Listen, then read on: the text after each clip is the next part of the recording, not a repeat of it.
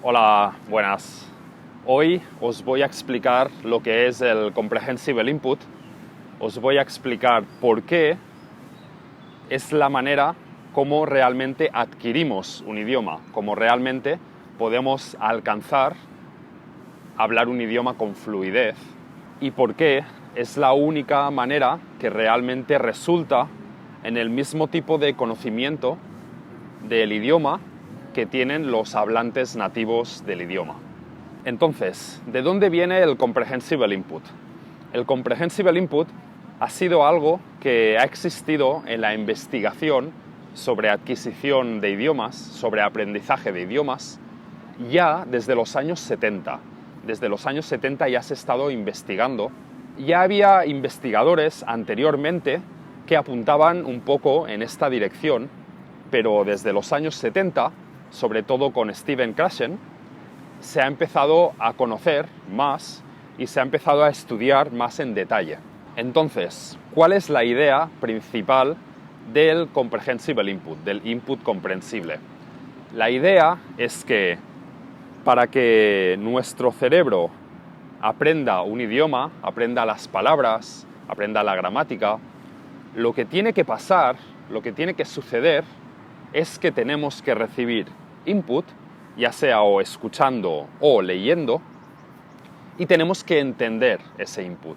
Tenemos que saber qué dice aquí, o tenemos que saber qué está diciendo esa persona.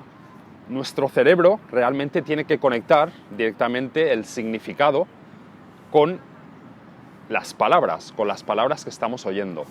Y el Comprehensible Input también dice que solamente hace falta eso, que eso es la única cosa que es necesaria.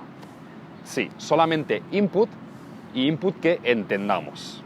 Y bueno, es la única cosa que es necesaria, pero también se entiende que para estar escuchando, para estar leyendo y entender cosas, también tenemos que estar prestando atención, ¿no?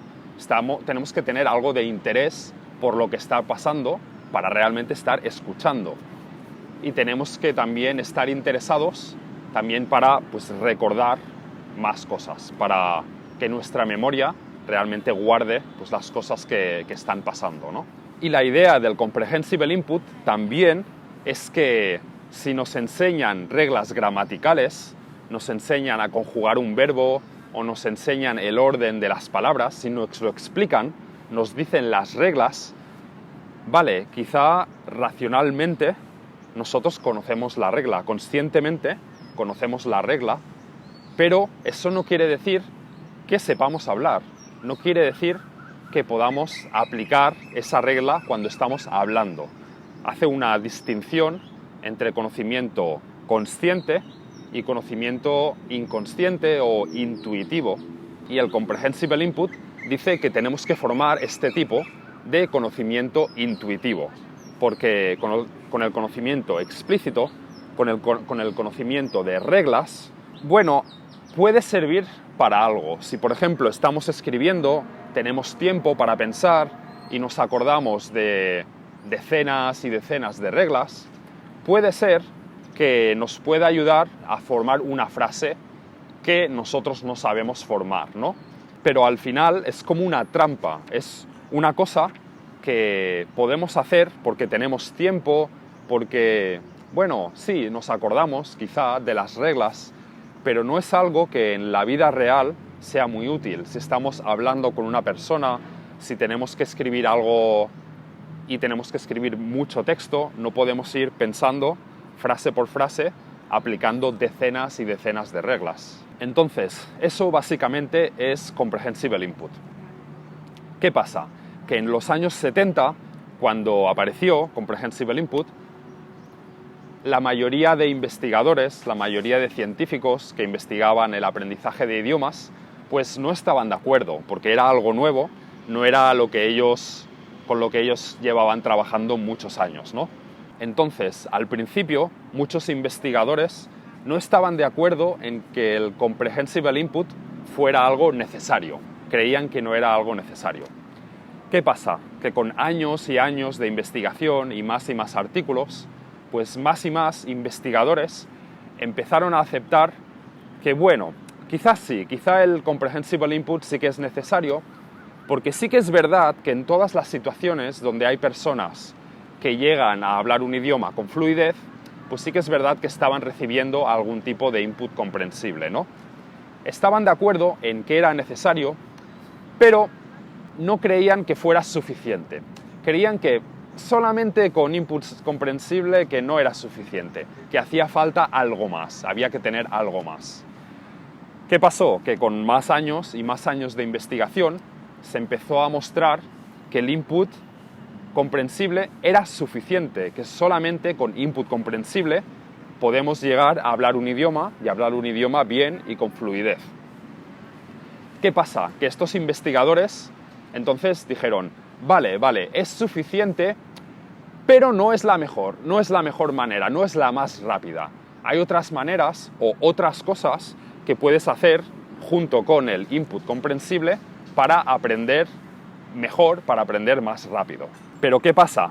Pues que ahora mismo tenemos muchos datos que muestran que el input comprensible es muy bueno, puedes llegar a un buen nivel para aprendiendo un idioma, es rápido y les está costando demostrar que con conocimiento explícito, estudiando el vocabulario, estudiando la gramática, se puede aprender mejor que con el input comprensible. Les está costando.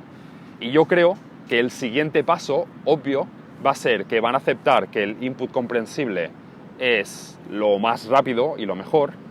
Y el siguiente paso será que seguramente se acabará aceptando que estudiar la gramática, estudiar el vocabulario y otros tipos de estudio consciente puede ser malo, puede ser peor que no hacer nada, puede ser peor que estudiar solamente con el input comprensible y que podemos acabar con peores resultados si hacemos este tipo de estudio consciente, ¿no? Y seguramente la investigación va a tirar en esa dirección porque ahora mismo ya tenemos bastantes artículos que muestran que personas que han estudiado en clase acaban con un nivel de gramática peor, haciendo más errores. También hay datos que indican que personas que intentan practicar hablar, intentan practicar pronunciar, personas que hablan mucho, acaban con una pronunciación que es peor que personas que esperan o personas que no hablan tanto, que no producen tanto. Entonces, os acabo de explicar por qué creo que el Comprehensible Input funciona y que el Comprehensible Input es la mejor manera de aprender un idioma. Pero ahora quiero dar ejemplos, quiero daros más información para que entendáis qué cosas son Comprehensible Input y qué cosas no son Comprehensible Input. Por ejemplo, un padre o una madre leyéndole un cuento a sus hijos. Cuando el hijo está en la cama, el padre o la madre le están leyendo un cuento, ¿no? Eso es input comprensible. El padre o la madre le está hablando al niño a un nivel que el niño entiende, usando palabras que no son demasiado difíciles para el niño. Si en el libro hay alguna palabra que es un poco difícil, pues el padre o la madre lo puede explicar de otra manera, lo puede explicar con palabras más fáciles y la atención del niño está en la historia. La atención no está en las palabras, no está en la gramática. Y esto es otro punto también importante para el Comprehensible Input, para el input comprensible. Y es que la atención tiene que estar en el significado. Tenemos que estar intentando entender qué está pasando, entender qué nos están diciendo. Si nuestra mente está pensando en el pasado o en el subjuntivo o en cualquier cosa de la gramática o del vocabulario, no estamos prestando atención al significado, no estamos prestando atención a qué quiere decir lo que estamos leyendo, lo que nos están diciendo. Por ejemplo, imaginaos que tenéis un tutor de español que os intenta enseñar español y os trae frutas, os trae un montón de frutas diferentes y coge un plátano y os dice plátano, vale. Coge una manzana y os dice manzana. Coge una naranja y os dice naranja. ¿Esto es input comprensible? A ver, hay algo de input, estáis escuchando palabras, ¿no? ¿Es comprensible? Sí, estáis entendiendo que es el nombre de las frutas, sí que lo estáis entendiendo. Pero esto es la peor calidad de input comprensible que podéis tener. Es la calidad más baja de input comprensible, porque estas palabras no se están conectando con nada que sea importante para vosotros. No os está explicando pues cómo hacer una ensalada de frutas, o no se está explicando pues qué frutas le gustan, qué frutas no le gustan, qué frutas se comen en su país, cuando las palabras forman parte de algún tipo de actividad, de alguna cosa que para nosotros es importante, es cuando realmente nos acordamos, es cuando realmente la podemos conectar con otras cosas dentro de nuestra cabeza. La podemos conectar con otras palabras que conocemos, la podemos conectar con una situación en la que estábamos hablando con una persona que nos estaba explicando una cosa. Y venga, otro ejemplo. Una app en vuestro móvil, una aplicación en la que os muestran una foto, os muestran un dibujo y os tenéis que acordar de cómo se decía esa palabra en español o cómo se decía esa palabra en el idioma que estáis aprendiendo. ¿Esto es input comprensible? No, no es input comprensible porque no hay input. Están intentando hacer que tú produzcas, que tú hagas output, ¿no? Que tú hables o que tú escribas. En este caso, pues no es input comprensible y no es útil para aprender un idioma. Aplicaciones como Duolingo, ¿no? Que te dan unas palabras, te dan varias palabras y tú luego las tienes que colocar en orden. ¿Es input comprensible? Pues no, no es input. Te están haciendo producir, te están haciendo montar una frase entera y ni siquiera es buen output, porque nunca en la vida, cuando estás hablando con alguien, te van a dar ahí, toma, palabras y ponlas juntas, ¿no? No, no funciona así, hablar un idioma. Entonces, espero que con estos ejemplos os quede más claro qué cosas son comprehensible input y qué cosas no son comprehensible input. Un detalle que quiero especificar, que quiero asegurarme que sepáis, es que, como os he dicho antes, el input comprensible no se trata de usar la parte consciente de nuestra mente. La parte consciente la usamos cuando nos explican una regla gramatical, pero también la usamos cuando nosotros mismos pensamos en las reglas gramaticales o cuando nosotros deducimos, estamos escuchando a alguien hablarnos en español y empezamos a pensar, pues creo que cuando ellos dicen esto, entonces usan el subjuntivo. Esto sigue siendo la parte consciente del cerebro. Esto no es comprehensible input. Comprehensible input no quiere decir leer o escuchar e intentar pensar nosotros en las reglas gramaticales. No. El comprehensible input usa la parte subconsciente del cerebro. Quiere decir que escuchando y entendiendo ya adquiriremos la gramática, ya nos acostumbraremos a la gramática y seremos capaces de usarla.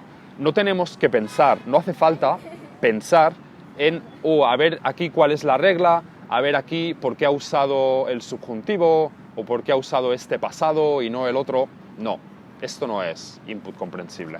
Y bueno, finalmente, recalcar, quiero hacer énfasis en lo que he dicho antes, de que el input comprensible, pues sí, necesitamos input, o escuchar o leer, necesitamos que sea comprensible, que lo entendamos, pero también es muy útil que estemos prestando atención, que tengamos interés en lo que nos están contando.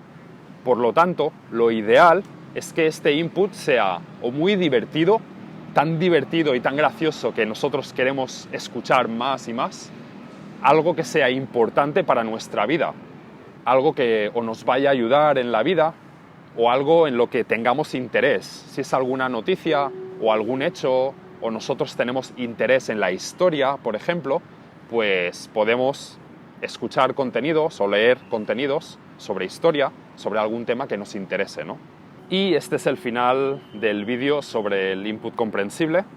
En los siguientes vídeos os voy a explicar cómo aprovechar Dreaming Spanish, cómo aprender usando Dreaming Spanish y usando otros recursos también, ¿vale? Venga, hasta el siguiente vídeo.